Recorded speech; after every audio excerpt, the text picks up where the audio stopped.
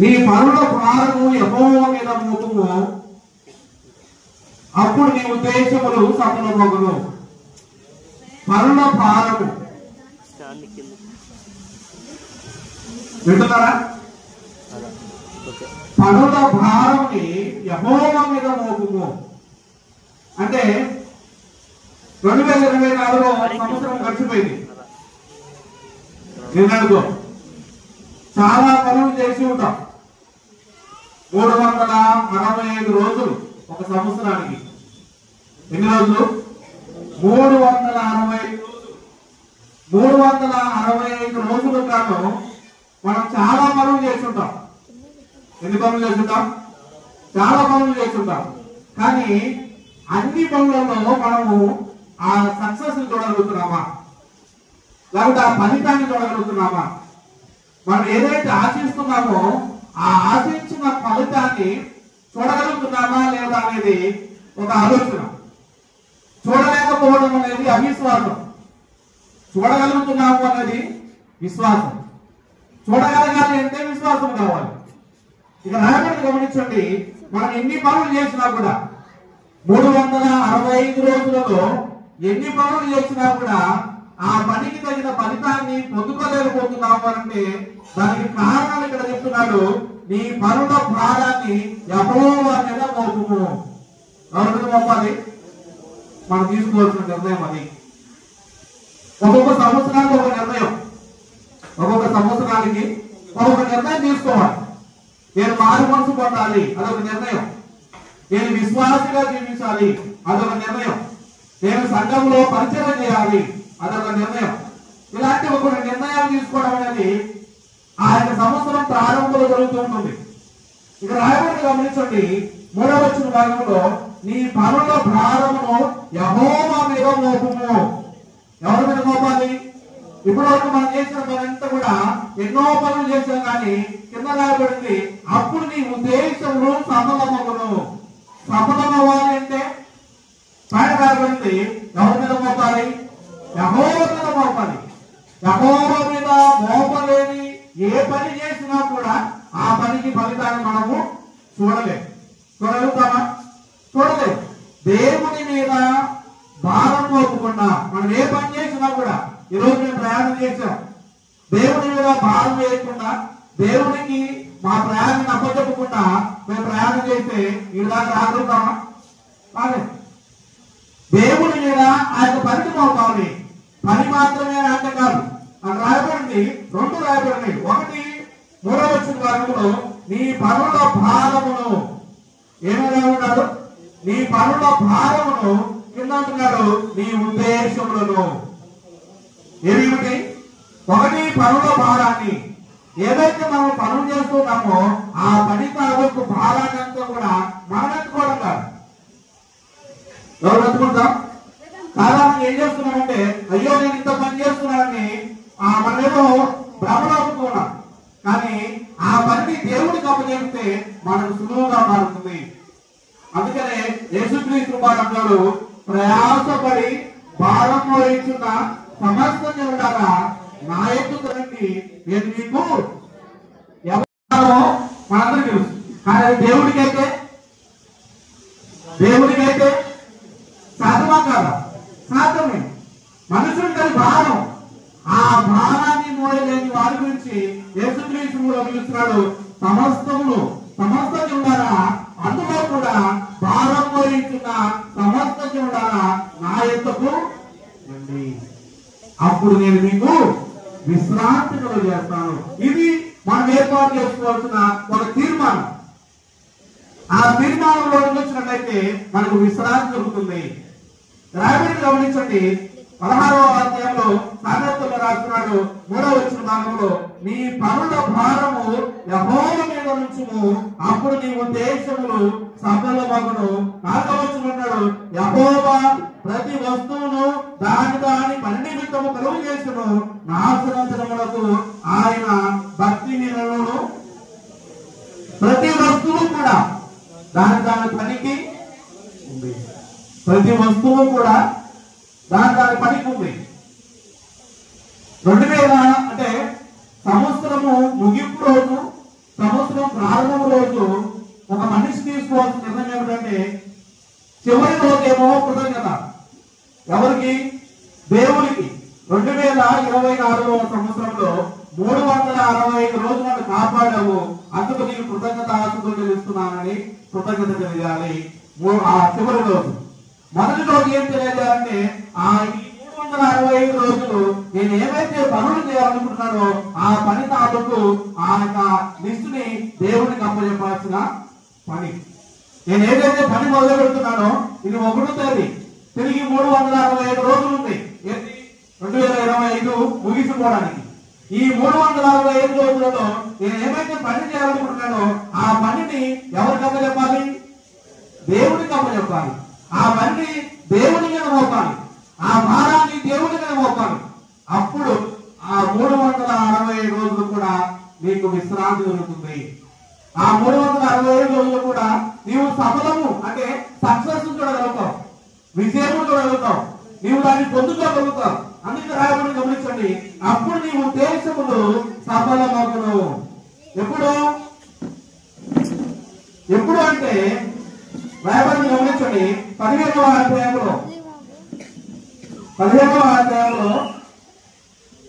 17-16 వచ్చిన వారు గమనించండి.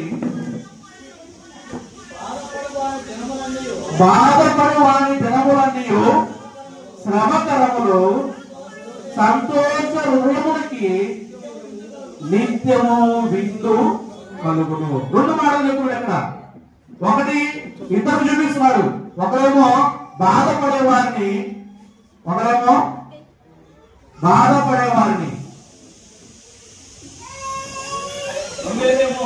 సంతోషంగా ఉండేవారిని. ఎవరు చూపిస్తున్నాడు? ఇద్దరు చూపిస్తున్నాడు అక్కడ. ఒకటేమో బాధపడేవాళ్ళని చూపిస్తున్నాడు, రెండోదేమో సంతోషముగా ఉండేవాళ్ళని చూపిస్తున్నాడు. ఈ భూమి మీద ఈ ఇద్దరి కంటే మిగతా వాళ్ళు ఎవరు కూడా లేదు. ఒకరు బాధపడేవారు అంటే ఏడ్చేవారు, ఇంకొకరు నవ్వేవారు. ఒకరేమో దుఃఖంతో ఉండేవారు, మరొకరేమో ఆనందంతో ఉండేవారు. ఈ 2 జాతులే. వారు ఏ కులమైనా, ఏ మతమైనా, ఏ రంగైనా, ఎవరైనా కానీ ఈ రెండింటిలోనే వారు ఉంటారు. ఒకరేమో బాధతో ఉండేవారు, మరొకరేమో సంతోషముతో ఉండేవారు. ఇక రాయబడి గమనించండి, 15వ వచ్చిన భాగంలో బాధపడి వారి దినములన్నీ శ్రమకరములు, సంతోష హృదయములకి నిత్యము విందు కలుగును. ఈ సంతోషముగా ఉండేవారికి ఏం కలుగుతుందంట? విందు అంటే కొదువ లేకపోవడం. ఏం లేకపోవడం? కొదువ లేకపోవడం. ఎప్పుడు కూడా సంతోషముగా జీవించే దాని గురించి అక్కడ రాస్తున్నాడు. ఇలా గమనించండి, 16వ వచ్చిన భాగంలో నెమ్మది లేకుండా విస్తారమైన ధనముల కంటే యెహోవా యందు భయభక్తులతో కూడా కొంచెము కలిగి ఉండుట మేలు. ఈ విందు ఉండేవారు, సంతోషముగా ఉండే వారి గురించి అక్కడ రాస్తున్నాడు. అందుకనే 3వ వచ్చిన భాగంలో నీ పనుల భారముని యెహోవా మీద మోపుము, నీ ఉద్దేశములన్నీ సఫలమగును. మన ఉద్దేశములు సఫలం అవడం లేదు, మన ఆలోచనలు సక్సెస్ అవడం లేదు. నేను ఏదో పనులు పెట్టుకుంటున్నా కానీ ఆ పనులు సక్సెస్ అవడం లేదు అంటే నేను దేవుని మీద మోపడం లేదు. దేవుని మీద మోపితే 100కు 100% దేవుడు వాటిని నెరవేరుస్తూనే ఉంటాడు. దేవుని మీద మోపకపోతే నేను ఎన్ని ప్రయత్నాలు చేసినా కూడా అవి మీ చేతికి రావు అనేది ఆలోచించాలి. దేవుని మీద మోపకపోతే ఇప్పుడు మనం నిర్ణయం తీసుకోవాలి. 24లో నేను చాలా పనులు చేశాను కానీ వాటిని ఏంటిని కూడా నేను అనుభవించలేకపోయాను, తృప్తిపడలేకపోతున్నాను అంటే కారణము దేవుని మీద నేను ఆధారపడకపోవడం, ఆ భారాన్ని దేవుని మీద వేయకపోవడం. ఇదిగో 1వ తేదీ వచ్చింది, 364 రోజులు బ్యాలెన్స్ ఉంది. 364 రోజులు బ్యాలెన్స్ ఉంది.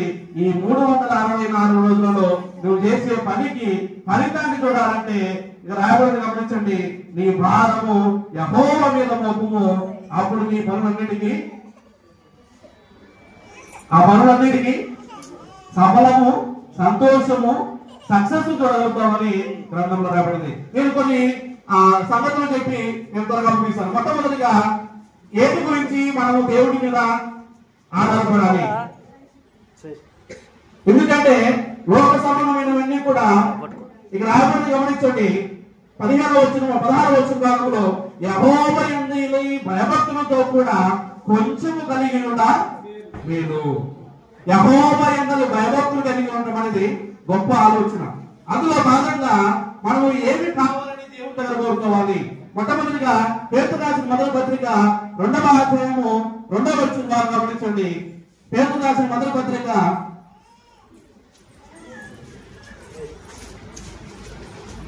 2వ అధ్యాయము 2వ వచన భాగంలో ప్రభువు దయాళుడని రుచి చూసిన ఎడల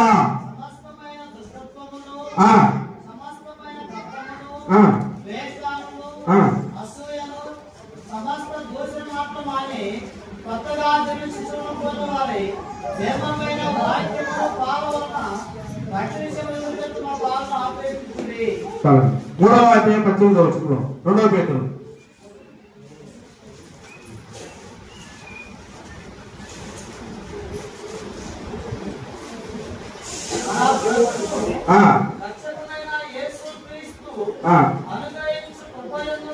కృపయందును జ్ఞానవంతును అభివృద్ధి పొందుడి ఆయనకు ఇప్పుడును యుగాంత దినం వరకు. సరే, ఇక్కడ మధ్యలో వచ్చిన గమనించండి. ఇక్కడ అంటున్నాడు చివరిలో అభివృద్ధి పొందుడి. ఏమంటున్నాడు? 3వ వచనంలో మన ప్రభువును రక్షకుడైన యేసుక్రీస్తు అనుగ్రహించు కృపయందును జ్ఞానవంతును అభివృద్ధి చెందుడి. ఏమంటున్నాడు? అభివృద్ధి చెందాలి. అభివృద్ధి కేవలం భౌతిక సంబంధమైనది మాత్రమే కాదు, ఆత్మ సంబంధంగా కూడా. ఆత్మ సంబంధంగా మాత్రమే కాదు, భౌతిక సంబంధాలు కూడా. రెండింటిలో కూడా ఒక మనిషి అభివృద్ధి చెందాలి. అభివృద్ధి చాలా ప్రాముఖ్యమైనది. అది ఎలా సాధ్యమవుతుంది? అక్కడ అంటున్నాడు దేవుని కృపలోను, దేవుడు అనుగ్రహించు జ్ఞానములోను. దేవుని కృప లేదు, దేవుని జ్ఞానం లేకపోతే మనం అభివృద్ధి చెందడం అనేది కష్టం. దేవుని కృప లేకుండా, దేవుని యొక్క జ్ఞానము లేకుండా ఒక మనిషి అభివృద్ధి చెందడం అనేది అసాధ్యము. దేవుని కృప, దేవుని యొక్క జ్ఞానము చాలా ప్రాముఖ్యమైనది. ఒక మనుషుడు ఇద్దరు మనుషులు అంటున్నారు. సమూయేలు గురించి రాస్తూ మనుషులతో ఎందును దేవునితో ఎందును వర్ధిల్లుచూ ఉండెను. తర్వాత యేసుక్రీస్తు వారి గురించి రాస్తూ మనుషులతో ఎందును దేవునితో ఎందును వర్ధిల్లుచూ ఆయన వారిద్దరు కూడా అభివృద్ధి చెందింది. ఎవరి దయ అంటే దేవుని దయ, దేవుని యొక్క కృప, దేవుని యొక్క జ్ఞానము. అలాగే సమూయేలు కూడా దేవుని యొక్క జ్ఞానము, దేవుని యొక్క కృప, దేవుని యొక్క దయలో అభివృద్ధి చెందినట్టుగా మనం చూడగలుగుతున్నాం. ఇక రాయబడి గమనించండి, అభివృద్ధి చెందుడి. అయితే మీరు అభివృద్ధి చెందాలంటే మీకు ఒక అవకాశం ఉంది. ఎక్కడ అంటే యేసుక్రీస్తు వారి యొక్క కృపలో మాత్రమే. యేసుక్రీస్తు వారు అనుగ్రహించు జ్ఞానంలో మాత్రమే నీవు అభివృద్ధి చెందగలుగుతావు. అది రెండు లేకుండా అభివృద్ధి చెందడం అనేది కష్టము. జ్ఞానము అంటే దేవుని వాక్యం. ఆ జ్ఞానం ఎక్కడ దొరుకుతుందంటే దేవుని వాక్యం అనే జ్ఞానము నీ పొందినప్పుడు దేవుడు నిన్ను చాలా గొప్పగా దీవించి ఆశీర్వదించి అభివృద్ధిలో తీసుకొని వెళ్తాడని దేవుని యొక్క వాక్యము రాయబడింది. అందుకనే పేతురు రాసిన మొదటి పత్రిక 2వ అధ్యాయము 3-4 వచ్చిన భాగాలు అంటున్నాడు, ప్రభువు దయాళుడని మీరు రుచి చూచి ఎడలా సమస్తమైన దుష్టత్వమును మాని సమస్తమైన కపటమును వేషధారణను అసూయను సమస్త దూషణ మాటలను మాని కొత్తగా నిర్మించిన శిశువులను కోరిన వారి నిర్మలమైన వాక్యమును పాలవలన రక్షణ విషయంలో ఎదుగు నిమిత్తము ఆ పాలను అపేక్షించుడి. ఎలా ఉన్నారంట? కొత్త సంవత్సరం వచ్చింది. ఏమొచ్చింది? అందరము ఇప్పుడు చెప్పుకుంటూ ఉంటాం హ్యాపీ న్యూ ఇయర్ అని. ఇదే తెలుగులో ఏమంటారంటే కొత్త సంవత్సరము. గమనించండి, కొత్తగా జన్మించిన శిశువును పోలిన వారే. ఎలా ఉండాలంట? కొత్తగా జన్మించిన ఒక శిశువును పోలిన వారి వలె మారు మనసు పొందాలి, మార్పు చెందాలి. ఏమేమి మార్పు చెందాలి? అది రాబడి గమనించండి. కపటం మానుకోవాలి, దుష్టత్వం మానుకోవాలి, వేషధారణ మానుకోవాలి, అసూయ మానుకోవాలి, సమస్త దూషణ మాటలన్నీ కూడా మానుకొని కొత్తగా జన్మించిన శిశువును కోరికగా ఉండాలని దేవుని యొక్క వాక్యం రాయబడింది. ఇవి చేసినప్పుడు మాత్రమే అది సాధ్యమవుతుంది. ఏది సాధ్యమవుతుంది? సంతోషముగా ఉండే ఆ యొక్క ఒక గొప్ప కార్యక్రమం అనేది సాధ్యమవుతుంది. అలా కాకుండా మనము ఎప్పటిలాగానే ఉంటానంటే దేవుడు కూడా నువ్వు ఎప్పటిలాగానే ఉండమంటాడు. నేను మారకపోతే, మార్పు చెందకపోతే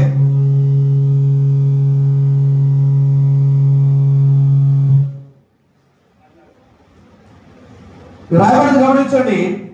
2-3 వచ్చిన భాగాల్లో సమస్తమైన దుష్టోత్తముడు మానుకోమంటున్నాడు, సమస్తమైన కపటం మానుకోమంటున్నాడు, వేషధారణ మానుకోమంటున్నాడు, అసూయ మానుకోమంటున్నాడు, దూషణ మాటలు మానుకోమంటున్నాడు.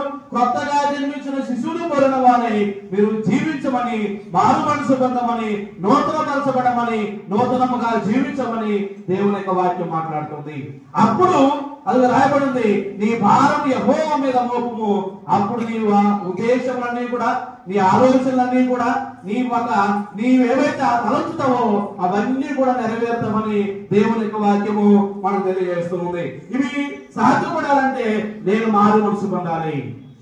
దేవుడు మనం ఆశీర్వదించాలంటే రాయబడి గమనించండి, మీరు అభివృద్ధి చెందండి. అభివృద్ధి చెందమంటున్నాడు, అభివృద్ధి చేస్తానంటాం లేదు. మీరు వాక్యంలో తప్పుగా అర్థం చేసుకుంటున్నారు చాలా మంది. దేవుడు ఆశీర్వదిస్తాడు ఎప్పుడు అంటే రాయబడి గమనించండి, ఆయన కృప నీలో ఉన్నప్పుడు, ఆయన జ్ఞానము నీలో ఉన్నప్పుడు. దేవుడి యొక్క కృప లేకుండా, జ్ఞానము లేకుండా మనకు ఆశీర్వాదము రాదు.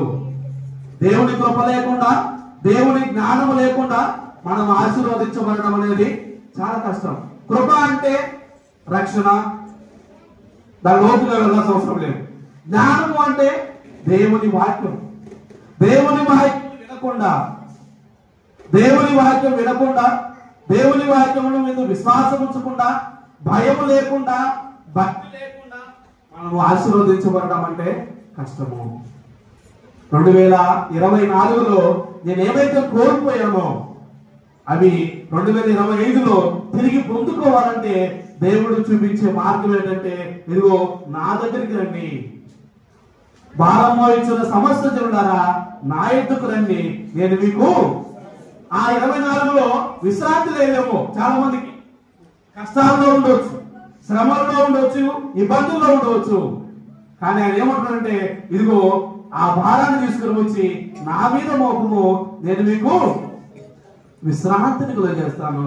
అది గమనించండి. మీరు ఇంకొక మాట గమనించగలిగితే, అదే పేతురు రాసిన మొదటి పత్రిక 16వ వచన భాగంలో మొదటి అధ్యాయంలోనే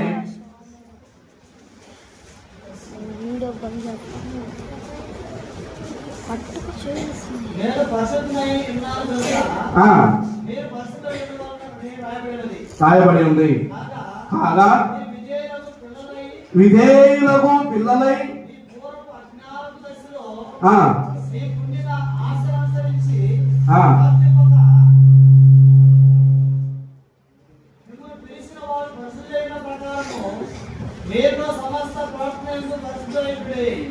చాలు. మీరు గమనించండి, 14-16 వచ్చిన భాగాలలో కలిపి రాయబడినవి, నేను పరిశుద్ధుడై ఉన్నాను కనుక మీరును పరిశుద్ధులై ఉండుడని రాయబడినది, కాగా మీరు విధేయులకు పిల్లలై. ఏ పిల్లలు రాకుండాలంట? దేవుడు కోరుకుంటున్నాడు మనమందరం కూడా ఆయన పిల్లలుగా ఉండాలని. ఎవరైతే బాప్తిసం తీసుకుంటారో వారందరూ కూడా దేవుడి పిల్లలమై ఉన్నారు. వారందరం కూడా దేవునికి కుమారుడుగాను కుమార్తెలుగాను ఉన్నాం. వారందరిని కూడా దేవుడు దత్తత తీసుకున్నాడు. ఏం తీసుకున్నాడు? దేవుడు మనకు దత్తత తీసుకున్నాడు. దత్తత తీసుకొని నీవు నా కుమారుడివి, నువ్వు నా కుమార్తెవి అని ఆయన తెలియజేస్తూ ఉన్నాడు. ఆ కుమారుడివి, ఆ కుమార్తె ఎలా ఉండాలంటే, నా తండ్రికి నేను విధేయుడిగా ఉండాలని నేను తలంచుకోవాలి. ఎలా ఉండాలి? విధేయుడిగా ఉండాలి. విధేయుడిగా ఉన్నప్పుడు నీ తండ్రికి ఎడల ఆ యొక్క ఏవైతే నువ్వు తలంచుతున్నావో వాడన్నిటిని కూడా సఫలపరచడానికి అవకాశం ఉంది. అందుకని రాయబడి గమనించండి, నేను పరిశుద్ధులైన కనుక మీరు పరిశుద్ధులైనని రాయబడి ఉన్నది. మీరు విధేయులకు పిల్లలై మీ పూర్వపు అజ్ఞాన దశలో మీకుండిన ఆశలను అనుసరించి ప్రవర్తింపక మిమ్మల్ని పిలిచిన వాడు పరిశుద్ధుడైన ప్రకారము మీరును సమస్త ప్రవర్తన యందు పరిశుద్ధులై ఉండుడి. మీ పూర్వపు దశ యందు, పూర్వపు దశ అంటే ఎగ్జాంపుల్ గా 2024లో నేనేమైతే ప్రవర్తనతో జీవించానో, ఏ ఆలోచనతో అయితే ఉన్నానో, దేవునికి దూరముగా ఉండే ఏ ఆలోచనను కూడా వాటిని వదులుకొని నేను రావాల్సిన అవసరం ఉంది. ఎందుకంటే వాటి వలన నాకు ఏమాత్రం కూడా ప్రయోజనం కలగలేదు. ఏవైతే నేను దేవునికి దగ్గర నుంచి ఆశీర్వాదములు పొందుకో లేని లక్షణాలు ఏవైతే ఉన్నాయో వాటన్నిటి వలన నేను దేవుని దగ్గర ఆశీర్వాదాలు పొందుకోలేక నష్టపోయాను. కాబట్టి వాటిని వదులుకొని దేవుని దగ్గరికి రావాలి. దేవుని దగ్గరికి రావాలి. దేవుడి దగ్గరికి వచ్చి ఎలా ఉండాలని కోరుకుంటానంటే అది అంటున్నాడు, మీరు విధేయులకు పిల్లలై. ఎలా ఉండాలంట? విధేయులకు పిల్లలై ఉండాలి. ఆ విధేయులకు పిల్లలైనప్పుడు దేవుడు వారి ఎడల కనికరించేవాడుగా ఉన్నాడు. దేవుడు వారి ఎడల జాలి పడేవాడుగా ఉంటాడు. దేవుడు వారి ఎడల కృప చూపేవాడుగా ఉంటాడు. ఆ కృప వలన మనం ఆశీర్వదించబడతాం. అందుకనే యాకోబు పత్రిక 1:17 మాకు రాబడింది, సహోదరులారా మోసపోకుడి, శ్రేష్టమైన ప్రతి ఈవియు సంపూర్ణమైన ప్రతి వరమును పర సంబంధమైనది జ్యోతిర్మయుడు తండ్రి యొక్క నుండి. ఎవరి దగ్గర నుంచి రావాలి?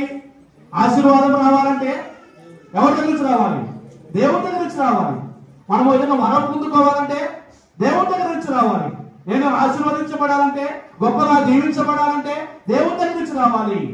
కాబట్టి దేవుడి దగ్గర నుంచి రావాలంటే ముందు నిన్ను మార్చుకోవాలి. నిన్ను మార్చుకోకపోతే దేవుడు కనికరించడు. నువ్వు నీ అలవాటు మార్చుకోకపోతే, ఏ అలవాటు?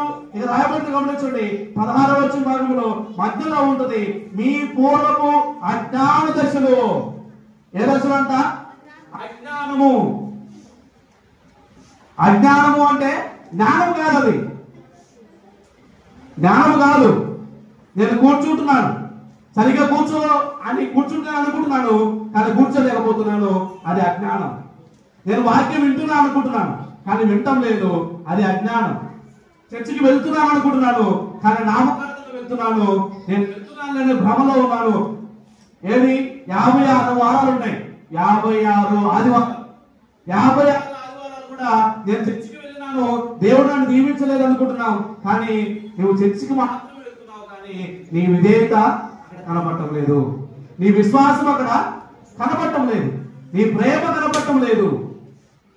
కాబట్టి దేవుడు నిన్ను చూడలేదు. అందుకే రాబడి గమనించండి, 16వ భాగంలో నేను పరిశుద్ధుడైనాను కనుక మీరును పరిశుద్ధులైనడి.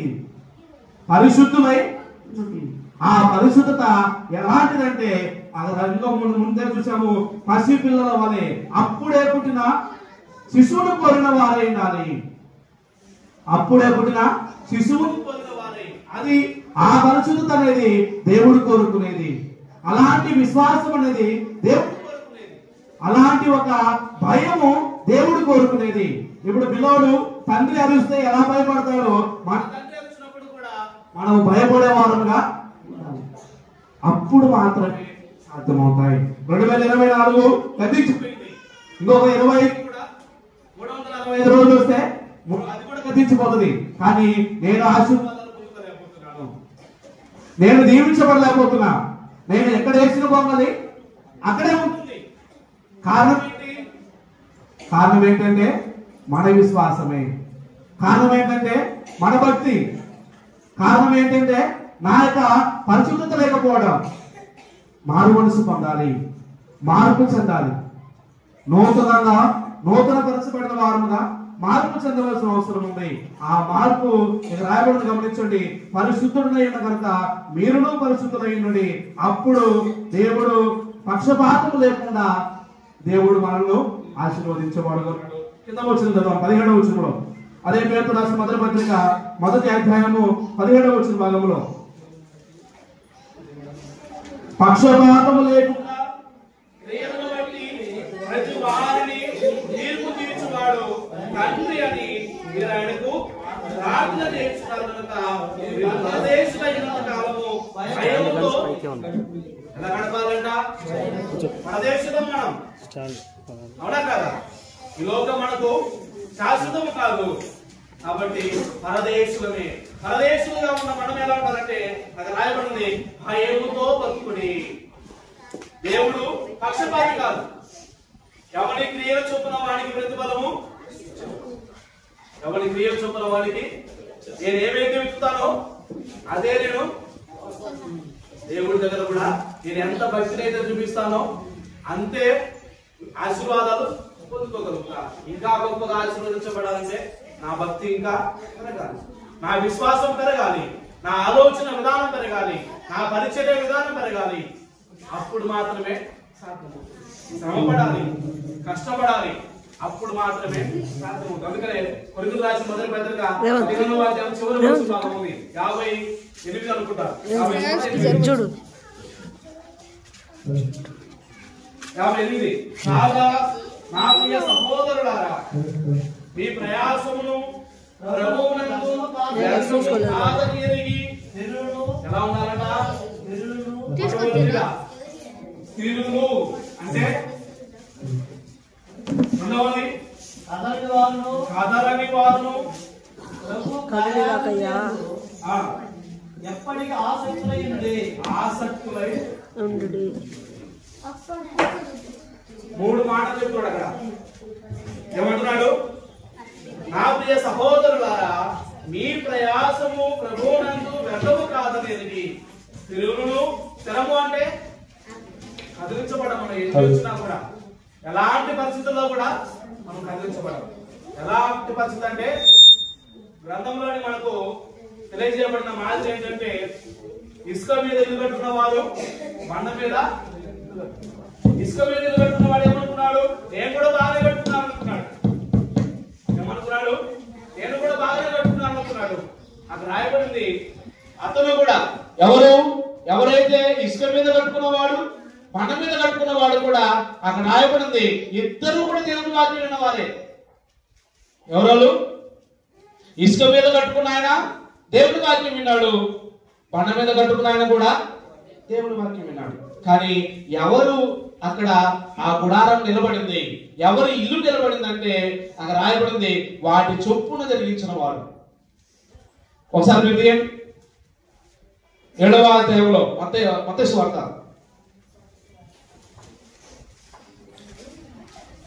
మత్తయి సువార్త 7వ అధ్యాయంలో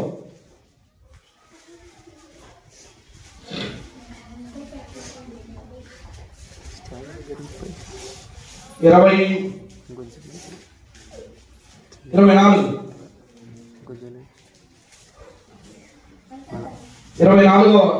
వచనం.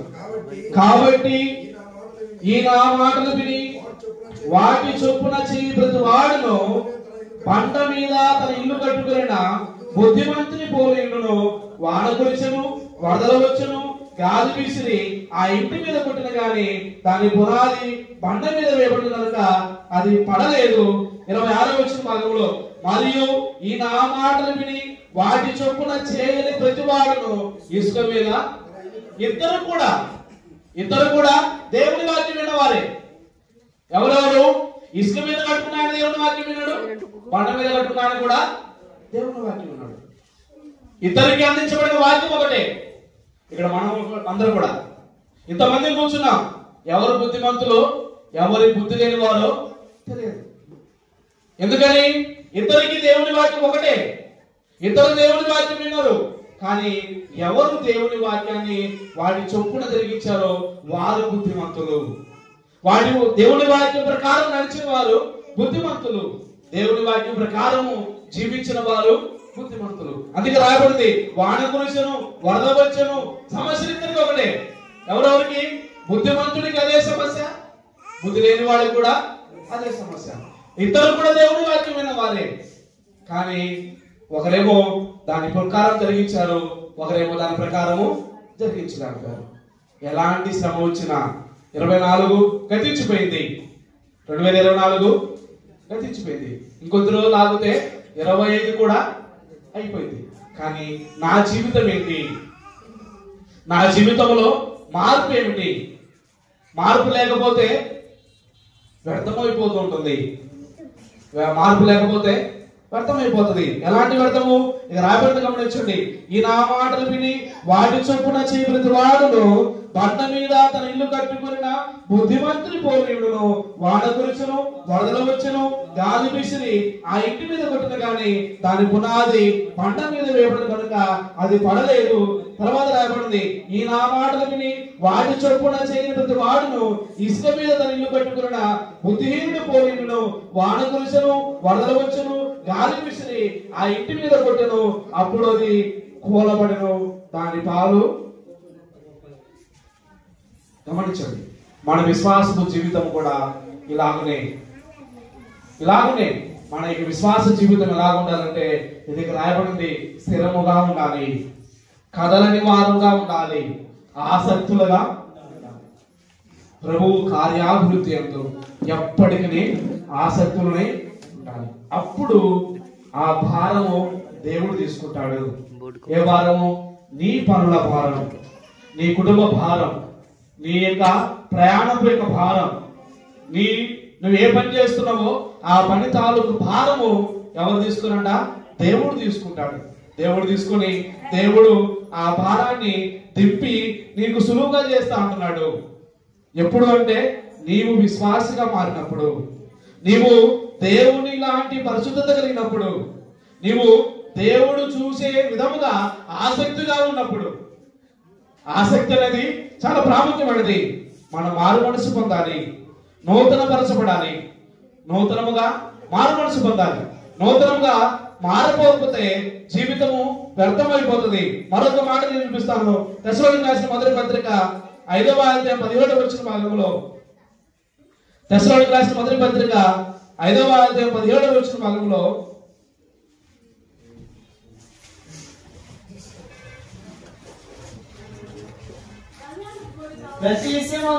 ప్రతి విషయమందును కృతజ్ఞతాస్తుతులు చెల్లించుడి, ఇలాగు చేయుట యేసు క్రీస్తునందు మీ విషయములో దేవుని చిత్తమై ఉన్నది.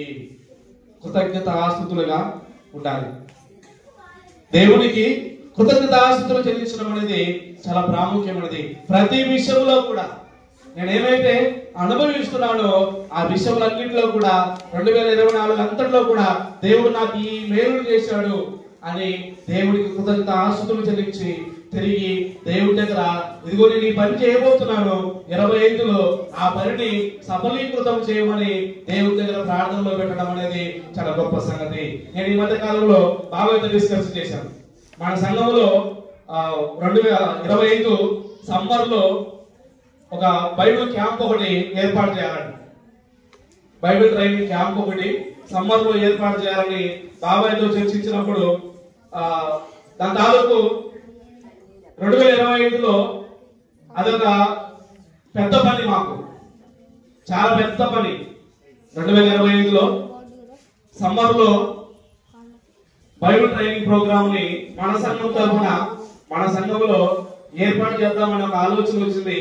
వెంటనే బాబాయ్ చెప్పి ఈ పెద్ద పనిని ప్రార్థనలో పెట్టండి, ఆలోచన చేసి దాని తాలూకు ఒక ప్రణాళిక ఏర్పాటు చేయమని బాబాయ్ చెప్పారు. ఇలా ఒక ఆలోచన కలిగి ఉండాలి, ఒక ఆలోచనతో ముందుకు వెళ్ళాలి. ఆలోచన లేకుండా ఎలాగోలాగా వెళ్ళిపోదాము కాదు. మనం వెళ్తున్నాము అంటే దేవుని దగ్గర నుంచి ఏదో ఒకటి పొందుకోవాలి. దేవుని దగ్గర నుంచి పొందుకోలేని విశ్వాసం ఉంటే ఏమిటి అంటే, దేవుడి దగ్గర నుంచి పొందుకోగలిగే విశ్వాసం కావాలి. దేవుడి దగ్గర నుంచి పొందుకోగలిగే విశ్వాసాన్ని మనం కావాలంటే మారు మనసు పొందాలి, నూతన పరచబడాలి. ఎలాగైతే న్యూ ఇయర్ ని నూతన సంవత్సరము అని జరుపుకుంటున్నామో మన మనసు కూడా మారి నూతన పరచబడాలి. ఆ నూతన పరచబడి రూపాంతరం చెంది మనం దేవుని దగ్గరికి చేరినప్పుడు దేవుడు మనల్ని దీవించి ఆశీర్వదిస్తాడు. అందుకనే రోమిలకు రాసిన పత్రిక గత వారంలో నేను వాక్యం చెప్పాను. 12వ అధ్యాయము 1-2 వచ్చిన భాగంలో మీ మనసు మారి నూతన పరచబడి రూపాంతరము చెందాలి. అది న్యూ ఇయర్ తాలూకు మనం తీసుకునే నిర్ణయం. నా విశ్వాసంలో లోపం ఉంటే విశ్వాసాన్ని మార్చుకోవాలి.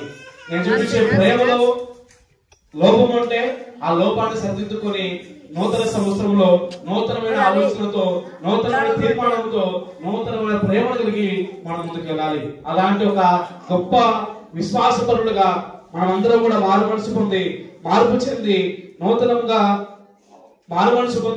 నూతనమైన హృదయాన్ని, నూతనమైన మనసును పొందుకొని దేవుని దగ్గర చేరాలని నేను మనస్ఫూర్తిగా మనందరం కూడా కోరుకుంటూ అవకాశం ఇచ్చిన బాబాయ్ గారికి మీకు ప్రభువైన యేసుక్రీస్తు నామమున వందనాలు. థాంక్యూ.